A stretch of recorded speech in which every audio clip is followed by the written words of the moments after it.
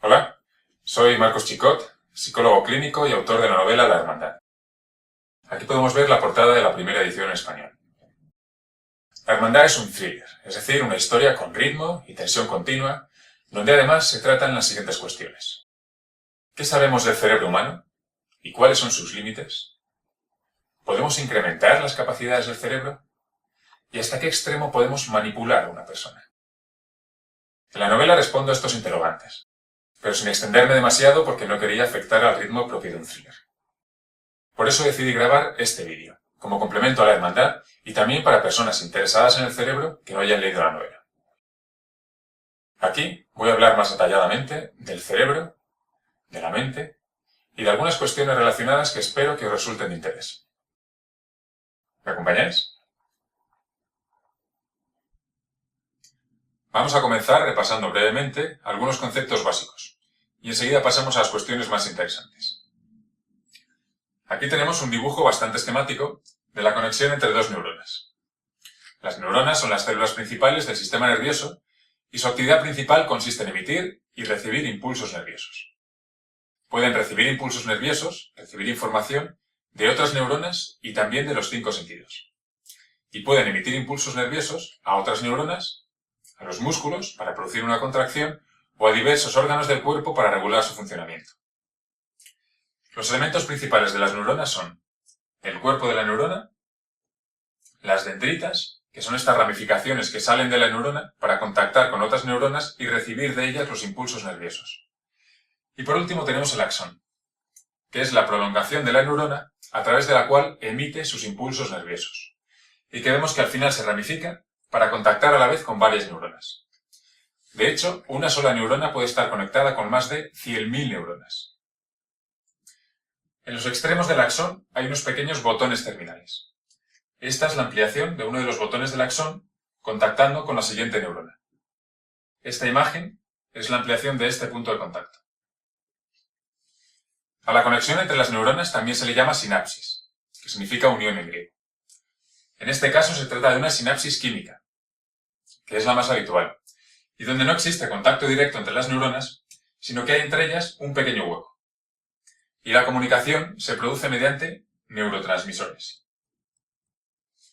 Cuando el impulso eléctrico llega al final del axón, al botón terminal, este emite al espacio entre las neuronas los neurotransmisores que contiene el interior, que viajan de una neurona hasta otra, y la neurona receptora hay unas estructuras llamadas neuroreceptores, que es donde se acoplan los neurotransmisores. Cuando ocurre esto, se modifica la apertura de unos canales que existen en la membrana de la neurona receptora, a través de los cuales pasa un flujo de iones. Y eso hace que varíe la carga eléctrica entre el interior y el exterior de la neurona receptora.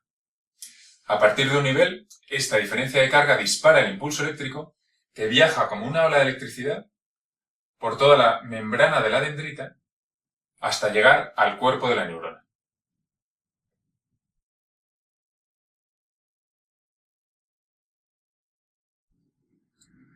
A veces se dice que el pensamiento es instantáneo, pero la realidad es que la velocidad del pensamiento no es tan elevada. Los impulsos nerviosos viajan a través de nuestras neuronas a unos 120 metros por segundo, algo más de 400 km por hora.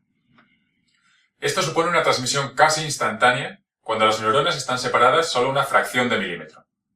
Pero supone ya algunas centésimas de segundo cuando los impulsos nerviosos tienen que viajar desde el pie hasta el cerebro y luego regresar hasta el pie. Estas son las razones por las que, en términos relativos, los animales pequeños se mueven con más rapidez y reaccionan más rápido que los animales grandes. Volvamos a la diapositiva. La activación repetida de una sinapsis puede alterar la estructura física de la conexión y reforzarla. También pueden producirse conexiones nuevas, y de hecho es así como memorizamos y como aprendemos. Por otro lado, una activación poco frecuente de una sinapsis que se transmita con poca frecuencia el impulso nervioso puede debilitar la conexión e incluso puede deshacerla. De ahí la importancia de llevar una vida intelectual activa, como veremos más adelante. Los neurotransmisores, estas sustancias fundamentales para la transmisión del impulso nervioso, pueden ser sustancias generadas por el organismo, como la adrenalina, la serotonina o la dopamina, o pueden ser sustancias procedentes del exterior, como la cafeína, la cocaína, el alcohol. Estas sustancias externas se unen también a los neuroreceptores, actuando como si fueran neurotransmisores, y alteran de un modo artificial la actividad neuronal. Existen decenas de neurotransmisores conocidos. Cada uno actúa activando o afectando a diferentes regiones del cerebro. De hecho, hay algunos que deprimen la actividad neuronal, otros incrementan esta actividad neuronal y otros lo que hacen es alterar al modo de relación, al patrón de funcionamiento y conexión entre diferentes áreas del cerebro. Todo esto se traduce en la consciencia como diferentes sensaciones o diferentes experiencias subjetivas. Ahora que ya hemos hablado de las neuronas y de cómo se conectan, cómo se comunican entre sí, ha llegado el momento de hablar de la totalidad del cerebro.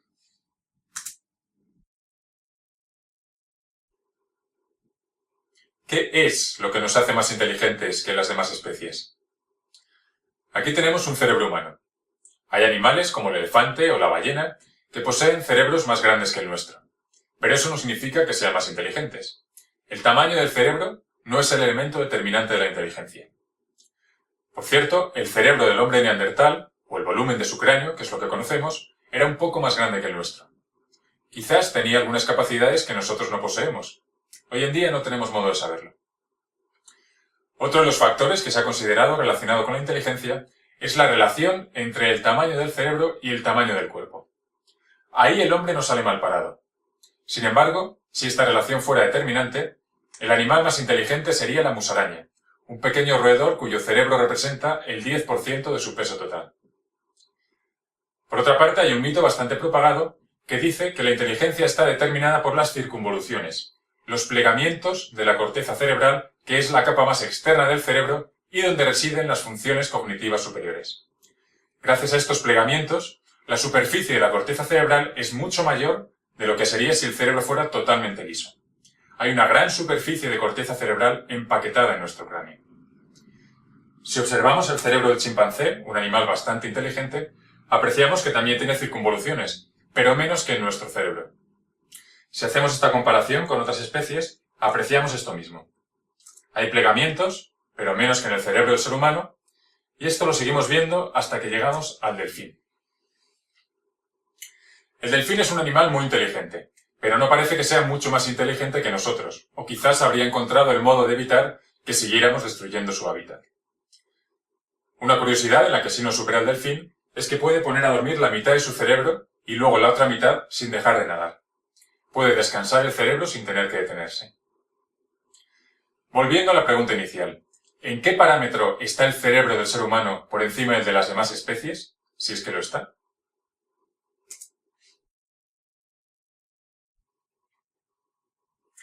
La respuesta es que los humanos somos los animales con más neuronas en nuestro sistema nervioso, sobre todo en la corteza cerebral, y con más conexiones entre ellas.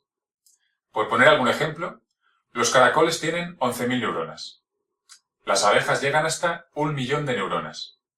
Las ratas a 100 millones. Y los humanos tenemos cerca de 100.000 millones de neuronas. Además, en un animal como la rata, hay una media de 100 conexiones por cada neurona, mientras que en el hombre hay 10.000. Aquí podemos ver el denso ramaje conectivo de una neurona. Así pues, tenemos un total aproximado de 1.000 millones de conexiones, de sinapsis. Con 100.000 millones de neuronas y 1.000 millones de conexiones entre ellas, el cerebro es un circuito de una complejidad única. Si pusiéramos en fila todo el finísimo cableado de las neuronas de uno solo de nosotros, obtendríamos un cable que podríamos extender desde la Tierra hasta la Luna y regresar, varias veces. Pero hay mucho más.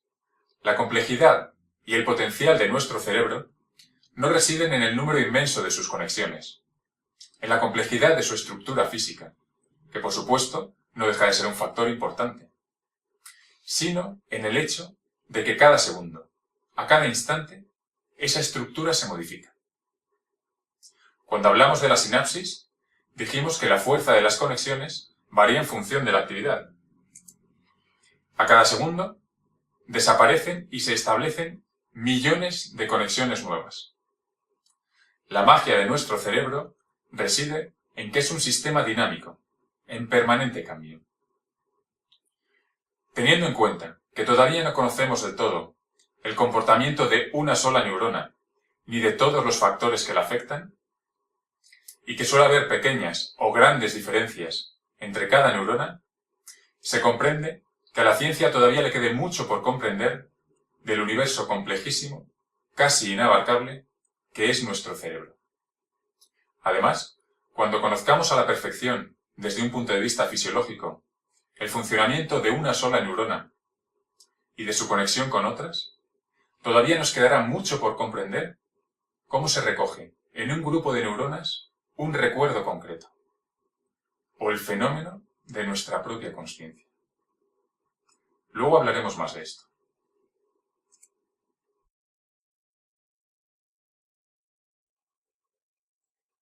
El cerebro se puede dividir en áreas con una cierta especialización en determinadas funciones.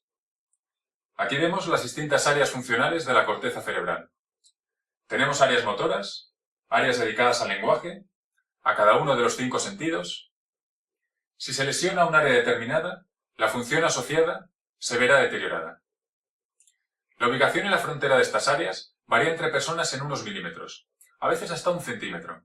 Por eso, si hay que intervenir quirúrgicamente, es necesario hacer previamente un mapeo con electrodos, para obtener un mapa específico de ese cerebro concreto y evitar operar en zonas no deseadas. En cualquier caso, esta división no es rigurosa, porque al realizar una actividad determinada, intervienen de modo simultáneo distintas áreas del cerebro, como un equipo perfectamente coordinado. Nosotros somos conscientes solo de una pequeña parte de la actividad de nuestro cerebro. De hecho, durante el sueño hay mucha actividad, y no solo en estructuras encargadas de mantener la temperatura corporal, la respiración o el latido de nuestro corazón, sino en áreas encargadas de funciones superiores, como por ejemplo, consolidando el aprendizaje en la memoria. Otra manera habitual de dividir el cerebro es haciendo referencia a las diferentes capas que se le han ido añadiendo a lo largo de la evolución. Aquí vemos un cerebro cortado por el centro, y en color azul está señalado el núcleo inferior, las estructuras que compartimos con los reptiles y que se encargan de mantener vivo el cuerpo y de las reacciones primarias. A lo largo de la evolución apareció un segundo nivel, el sistema límbico, encargado de regular las emociones y que compartimos con el resto de mamíferos. Por último, apareció la corteza cerebral, determinante de las funciones cognitivas superiores, que ya hemos visto que en el hombre tiene más neuronas y está más densamente conectada que en el resto de animales. Cuando nacemos, nuestro cerebro no llega al 30% de su peso final. Durante muchos años sigue creciendo, configurándose, y la corteza cerebral no termina de desarrollarse hasta la tercera década de vida. Por lo tanto, dado que la mente es de algún modo el producto del cerebro, podríamos pensar que la madurez completa no se puede adquirir hasta la tercera década de vida. Vamos a hablar un poco más de la mente y de la relación entre el cerebro y la mente.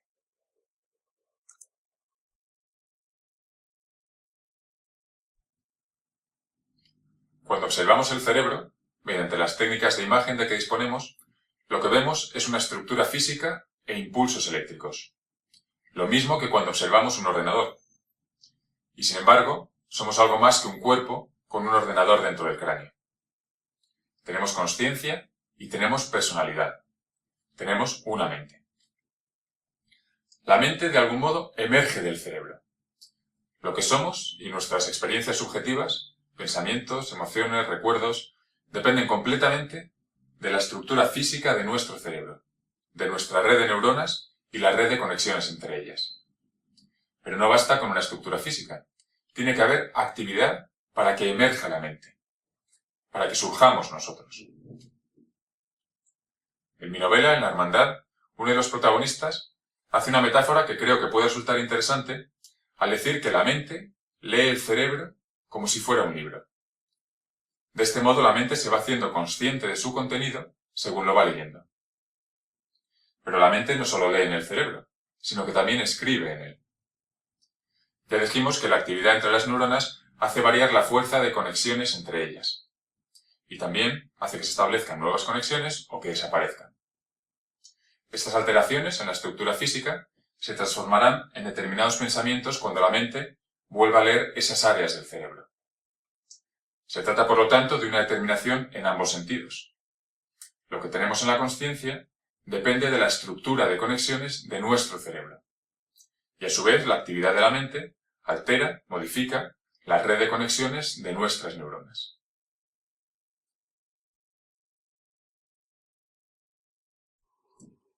Un punto interesante, sobre el que todavía no tenemos una respuesta definitiva, es que quizás la consciencia no sea generada por todo el cerebro. Es decir, quizás haya unas áreas del cerebro que generan la consciencia y otras áreas que simplemente procesan información. Y de cada procesamiento de información, la consciencia podría percatarse o podría no percatarse, porque lo que sí está claro es que no toda la actividad del cerebro pasa por nuestra consciencia. Podemos hablar mucho del funcionamiento de la mente, de la consciencia y de su relación con el cerebro. No obstante, a mi modo de ver, en el campo de la ciencia existen dos grandes interrogantes para los que el hombre todavía no puede ni siquiera esbozar una hipótesis convincente. El primero es, ¿de dónde provienen la materia, la energía y el espacio que forman el universo? ¿Cómo es posible que surjan de la nada? ¿O que existan desde siempre? Y el segundo interrogante, que me produce un vértigo aún mayor, es el siguiente. A partir de la materia y la energía, ¿cómo es posible que surja la consciencia? Y sobre todo, ¿qué es la consciencia? ¿Qué somos?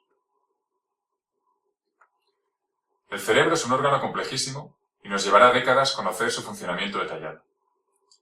La consciencia es, sencillamente, el mayor misterio que existe. Vamos a hablar ahora de un tema del que sabemos algo más, la plasticidad del cerebro y la posibilidad de aprovecharla para incrementar las capacidades del cerebro.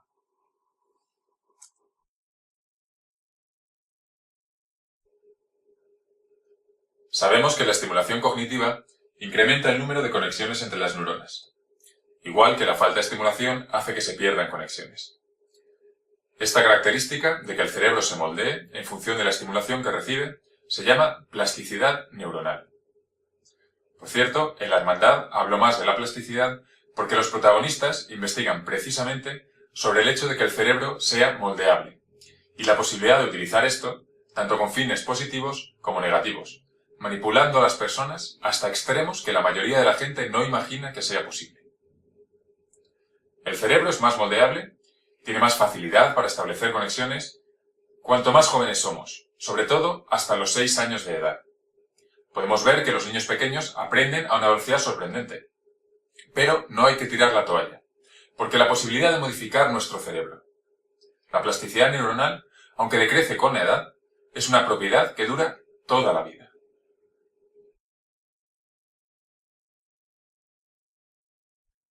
Gracias a la plasticidad neuronal, el cerebro se puede entrenar. Al igual que el entrenamiento físico desarrolla los músculos, el entrenamiento cognitivo nos hace más capaces. Pero hay otros paralelismos con el entrenamiento físico. Si quieres desarrollar notablemente una determinada habilidad intelectual, tienes que llevar a cabo una práctica suficientemente intensa y frecuente.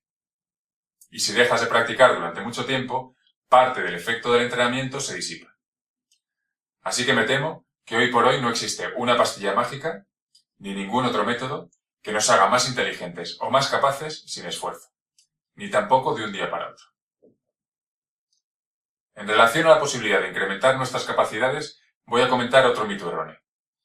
No es cierto que solo utilicemos el 10% de nuestro cerebro. En términos evolutivos, sería muy negativo crear una estructura que consume recursos y que no nos aporta nada, como sería el caso de ese 90% del cerebro sin utilizar. Hay que tener en cuenta que el cerebro supone alrededor del 2% de nuestro peso, pero consume cerca del 20% de la energía que ingerimos. La realidad es que utilizamos el 100% de nuestro cerebro. Lo que sí ocurre es que mediante la práctica intelectual podemos reforzar y hacer más densa la red de conexiones entre nuestras neuronas. Ahí reside el potencial oculto de nuestro cerebro.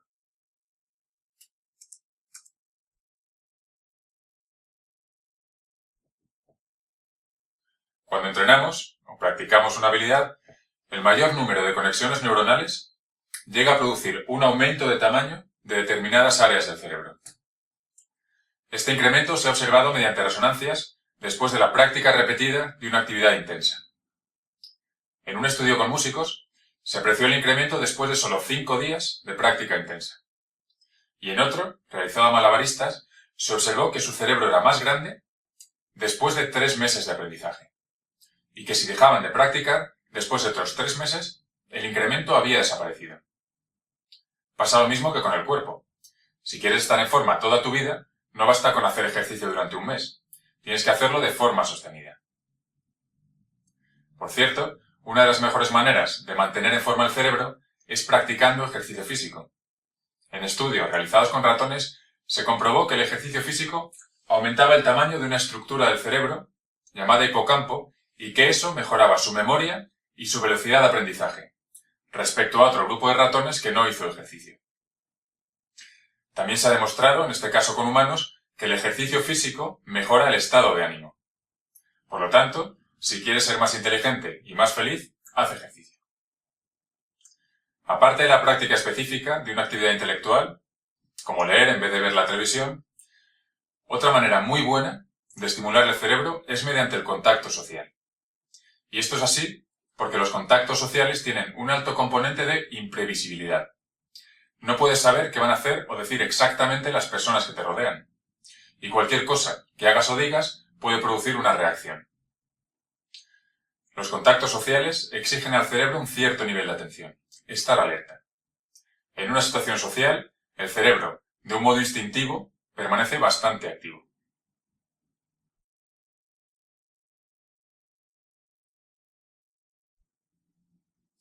El fenómeno de la plasticidad neuronal implica que nuestra personalidad, nuestro yo, esté cambiando continuamente. Buda dijo, hoy no soy igual que ayer.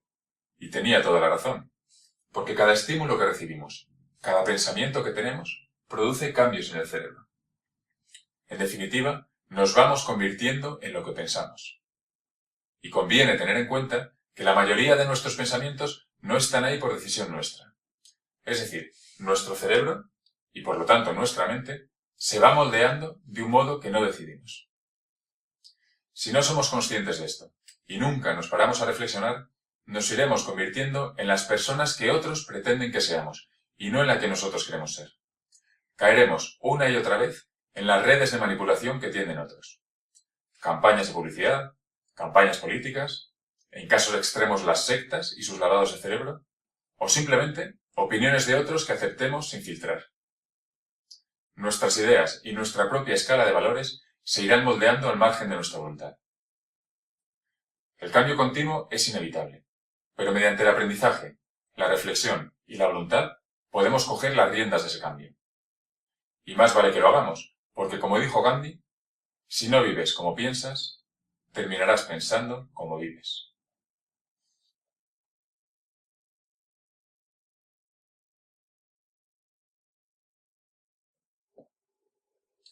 El siglo XXI es el siglo del cerebro. Es probable que hayáis oído esta frase antes, y en cualquier caso seguro que la vais a oír más veces. Llamar al siglo XXI el siglo del cerebro se debe a que la ciencia está volcándose en intentar desentrañar los misterios del cerebro, ya que se tiene la convicción de que los avances en el conocimiento del cerebro van a traer consigo cambios radicales para la sociedad. Entre el año 2013 y el 2014 se lanzaron proyectos de investigación del cerebro muy ambiciosos, en los que se están invirtiendo miles de millones de euros por parte de las principales potencias mundiales. Estados Unidos, Europa, Japón, China. Es como si se hubiese iniciado una carrera para desentrañar los misterios del cerebro. Los principales proyectos son la Brain Initiative, la iniciativa sobre el cerebro de Estados Unidos, y el Human Brain Project, el proyecto cerebro humano por parte de Europa. En la Hermandad menciono más extensamente este Human Brain Project, cuyo objetivo es simular un cerebro humano completo mediante supercomputadoras, con el fin de entender mejor cómo funciona el cerebro y que este conocimiento nos permita avanzar en la medicina y en otros campos.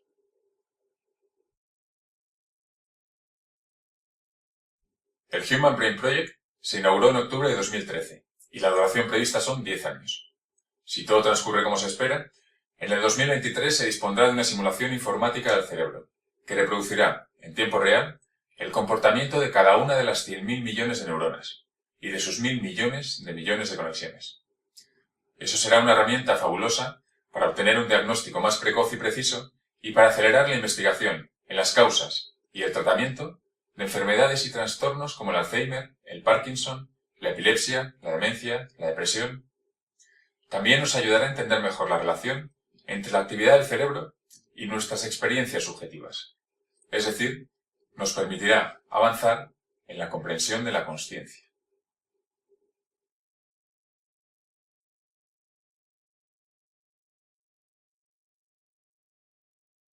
Para poder realizar una simulación informática del cerebro, actualmente existe un enorme problema técnico. Se necesitan supercomputadoras 1000 veces más potentes que las actuales, tanto en términos de memoria como de velocidad. La industria informática ha dicho que espera que en la década que dura el Human Brain Project, las supercomputadoras multipliquen su potencia por 1000, igual que ha ocurrido en las décadas pasadas. Este incremento se enfrenta a grandes problemas técnicos que precisamente podrían resolverse con el avance en el conocimiento del cerebro. En los últimos años ha surgido una nueva disciplina que tiene el difícil nombre de computación neuromórfica. Computación neuromórfica significa literalmente con la forma de las neuronas, con la forma del sistema nervioso. Y de eso se trata precisamente, de construir chips, construir microprocesadores, cuya estructura física y cuyo modo de procesar la información sean similares a las del cerebro. Hoy en día, el cerebro es infinitamente más eficiente que cualquier ordenador en el modo de almacenar, recuperar, transmitir y procesar información. Para hacernos una idea, baste decir que con la tecnología actual, la supercomputadora necesaria para replicar el funcionamiento de un cerebro humano ocuparía varios edificios y consumiría tanto como una ciudad de tamaño medio. Sin embargo, el cerebro cabe dentro de nuestro cráneo y consume tan poco como una bombilla pequeña. Ocupa y consume millones de veces menos que la supercomputadora necesaria para replicar su funcionamiento. Es asombroso. Y no es de extrañar que la industria informática quiera aprender cómo funciona el cerebro.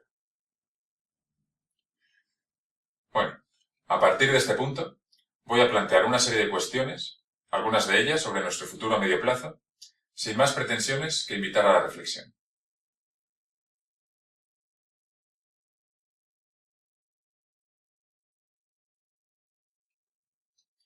Ningún sistema fabricado por el ser humano puede aprender fácilmente nuevas tareas sin necesidad de programación como hace el cerebro. Si aprendemos eso de él, si aprendemos cómo aprende, la computación neuromórfica podrá crear sistemas informáticos que repliquen esa propiedad. Según consigamos ir desentrañando los muchos secretos del funcionamiento del cerebro, podremos ir construyendo ordenadores cada vez más eficientes. Eso permitirá sortear los límites físicos con los que empieza a encontrarse el avance de la informática. Pero simular un cerebro en una supercomputadora, en el año 2023, será solo un paso en el camino. Con el avance de la neurociencia, con la ayuda de la computación neuromórfica, quizás podrá mantenerse la velocidad de avance de la informática de las últimas décadas. Es decir, multiplicar por 1000 la capacidad de los ordenadores cada 10 años.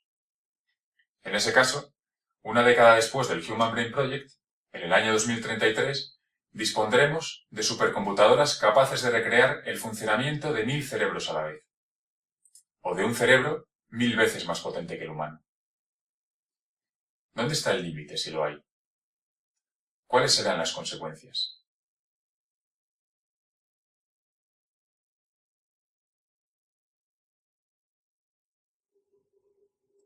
Actualmente, para tratar una enfermedad o trastorno mental, se administran fármacos que se diseminan por todo el cerebro y ejercen su efecto allí donde queremos que lo ejerzan, pero también donde no queremos.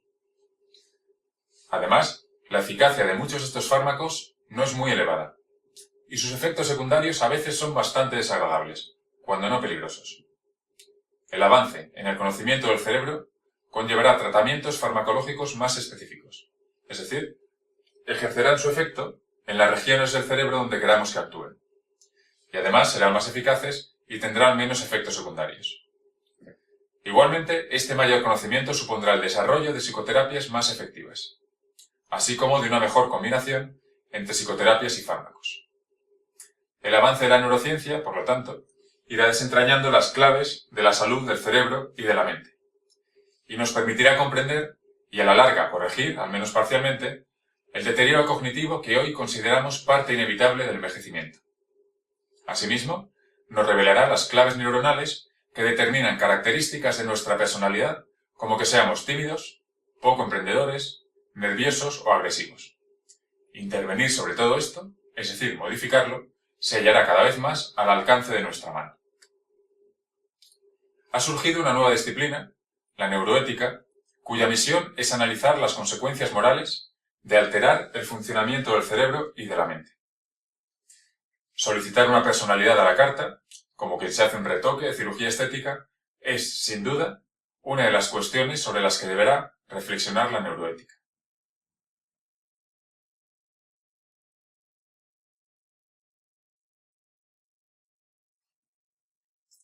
Vamos a ver otro punto del que debe ocuparse la neuroética. El avance de la tecnología hace que la calidad y la esperanza de vida difieran notablemente entre quienes tienen acceso a esos avances tecnológicos y quienes no. Un caso muy claro es el diferente acceso a vacunas en los países del primer mundo y del tercer mundo. Pero dentro del mismo país existen notables diferencias entre el acceso a los últimos adelantos por parte de los ricos y por parte de los pobres. Los avances en la neurociencia supondrán considerables mejoras en nuestra salud, incrementos en la esperanza media de vida y a la larga posiblemente aumentos en la capacidad del cerebro, en nuestras capacidades intelectuales. De ser así, quienes se beneficien de todos estos adelantos serán para el resto como miembros de una especie más evolucionada. Y entre estos privilegiados puede surgir una tendencia a restringir el acceso a esta tecnología para mantener su status quo. Este es, por cierto, el tema de una de las próximas novelas que voy a publicar, y que lo ubico en un futuro no muy lejano, dentro de 15 o 20 años, porque creo que es entonces cuando puede empezar a manifestarse este peligroso fenómeno.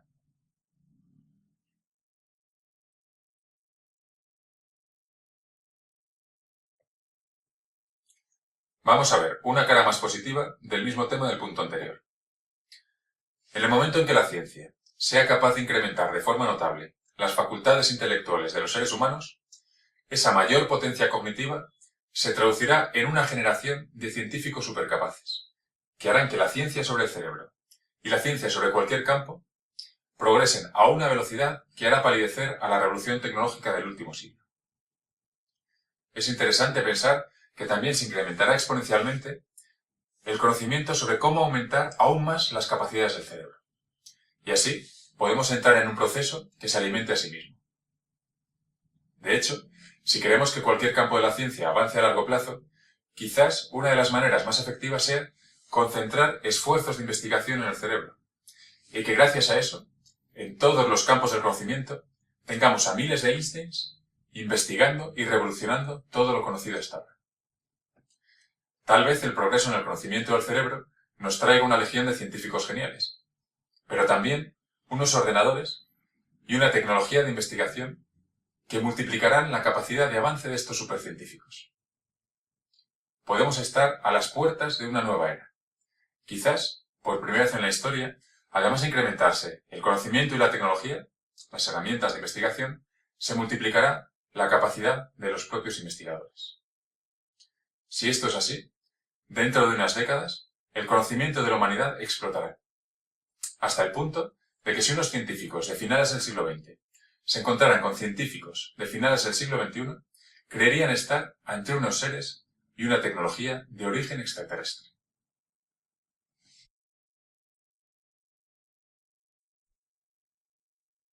Algunos experimentos en los que se ha observado la actividad del cerebro en tiempo real parecen indicar que en muchas de las ocasiones en las que creemos que hemos tomado una decisión de actuación de modo consciente, en realidad esa decisión se ha tomado previamente y de un modo inconsciente en nuestro cerebro.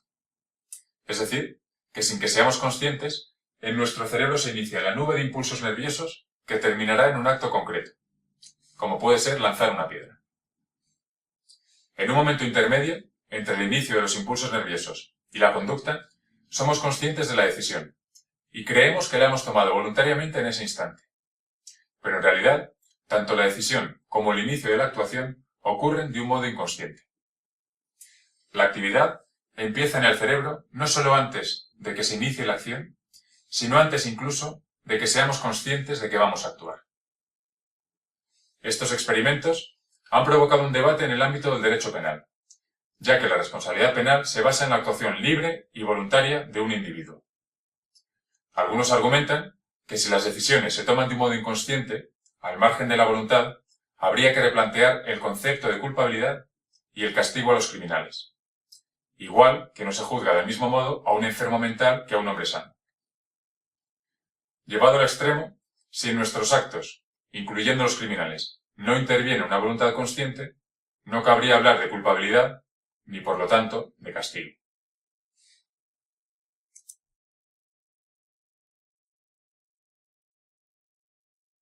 Yo estoy en contra de exculpar a los criminales por dos razones. La primera es que ya sabíamos que el hombre no actúa de un modo completamente libre y voluntario, sino condicionado por su genética y su aprendizaje. Es decir, nuestra genética nos dota de un cerebro con unas capacidades y unas tendencias innatas.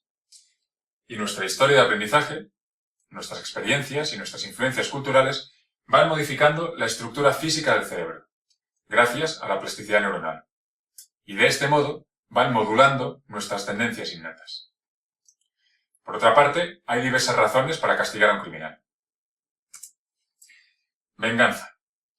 Aunque una sociedad civilizada debería comportarse siempre de un modo constructivo, y los órganos de la sociedad, sus instituciones, no deberían actuar movidos por el odio ni por la venganza, que degradan moralmente cuando se adueñan de la conducta. Proteger a la sociedad, esto es, sencillamente, separar al criminal de la sociedad para proteger a ésta. Disuasión personal. Que tras el castigo, el criminal no vuelva a comportarse como lo hizo, ya sea porque se haya reinsertado, que es lo ideal, o por temor a un nuevo castigo. En ambos casos, porque la experiencia del castigo haya modificado la estructura de conexiones de su cerebro de tal modo que no vuelva a cometer un crimen. Disuasión general. Que otros potenciales criminales no lleguen a cometer un crimen porque el castigo al individuo que ya lo ha cometido les disuada a ellos de cometerlo.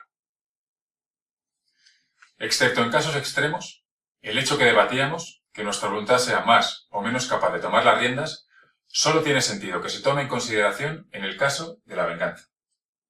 En los demás motivos para castigar a un criminal, la vigencia del castigo sigue intacta mientras consideremos que el hombre tiene cierta capacidad de control. Es un hecho que tanto la parte consciente como la inconsciente de nuestro cerebro están condicionadas por nuestra genética y nuestra historia de aprendizaje. Pero a la fuerza de los impulsos se les puede oponer la barrera de contención de otros aprendizajes, como ya sabíamos de un modo instintivo y también por nuevos experimentos que nos lo demuestran cada día. En definitiva, gracias a la plasticidad neuronal tenemos la capacidad de aprender y, por lo tanto, de controlar nuestra conducta. Es decir, somos suficientemente libres como para mantener la validez del castigo.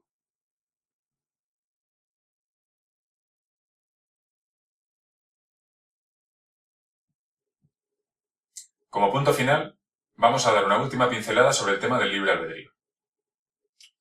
Si conocemos la posición y el movimiento de dos partículas en un momento determinado, podemos representar estos datos en un sistema de ecuaciones, donde el tiempo sea una de las variables, y hacer los cálculos matemáticos necesarios para hallar la posición y el movimiento de las dos partículas un momento después. Este mismo proceso de reducir la posición y el movimiento de unas partículas a un sistema de ecuaciones, para poder calcular su situación en el futuro, podemos hacerlo para varias partículas. Podemos hacerlo para un número enorme de partículas. Teniendo en cuenta las leyes de la física, si conocemos la situación y el estado de un grupo de partículas, podemos calcular su situación y estado exactos en cualquier momento del futuro. Esto nos lleva al concepto de determinismo. Todo lo que ha ocurrido, lo que ocurre y lo que ocurrirá está predeterminado por los estados previos del sistema de partículas de materia y energía que es el universo. Si fuéramos capaces de escribir y manejar el sistema de ecuaciones que lo representa, sabríamos qué va a ocurrir en todo momento.